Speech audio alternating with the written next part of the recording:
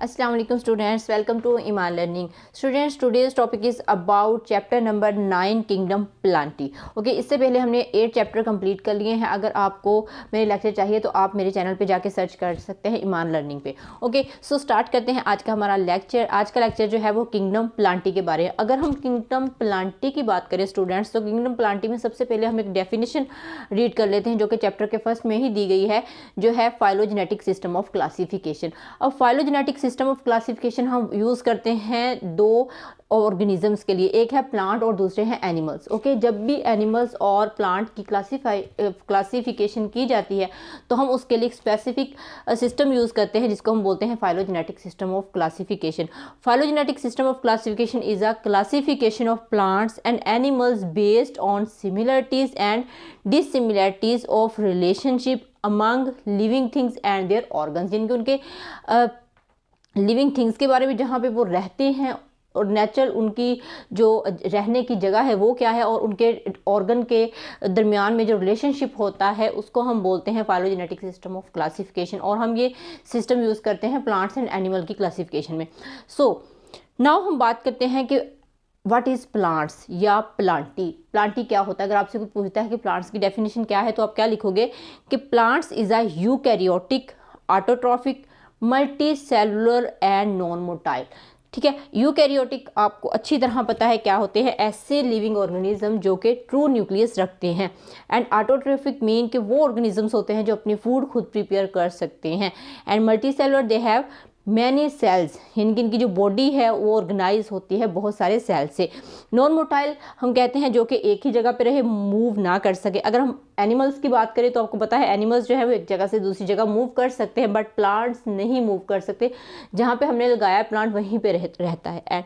And then organism that develop from embryo and has cellulose cell wall, इनकी ये develop होता है embryo से, और इसकी जो सेल वॉल होती है वो सेलुलोज से बनी होती है।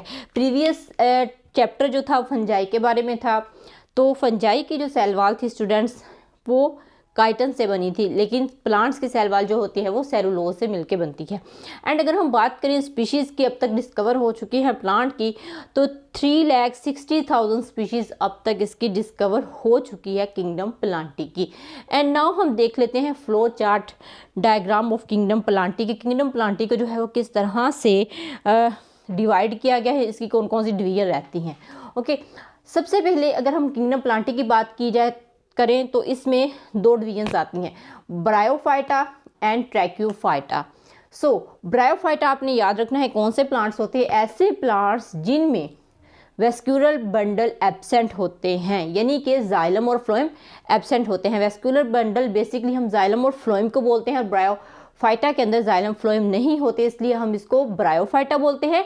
और एक इसका सेकंड नेम है is a non vascular plants. Okay, and अगर हम ब्रायोफाइटा की बात करें तो ब्रायोफाइटा को मज़ीद 3 कैटेगरी के अंदर या 3 क्लासेस के अंदर डिवाइड किया गया है, जिसमें आते हैं लिवरवर्ट्स जिसको हम हेप्टिकोप्सिडा बोलते हैं, मोसिस जिनको ब्रायोप्सिडा बोला जाता है, हॉर्नवर्ट्स जिसको हम एंथोसिरोप्सिडा भी बोलते हैं। ओके, सो अगर आपको ये नाम नहीं याद होते तो आप ये भी याद कर लेते हैं, वेल एंड गुड, लेकिन अगर आप याद कर लेते हैं तो भी बहुत अच्छी बात है। ओके, तो इसकी 3 डिवीजन है, ये आपने याद रखनी। थोड़े से नाम मुश्किल हैं लेकिन आप प्रैक्टिस करोगे तो याद हो जाएंगे।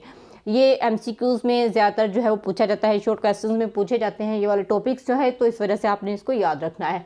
हेप्टिकोप्सिडा, लिवरवर्ट्स, Bryopsida, मोसिस and हॉर्नवर्ट्स is एंथोसिरोप्सिडा। So now हम आ जाते हैं ट्रैक्योफाइटा के अंदर।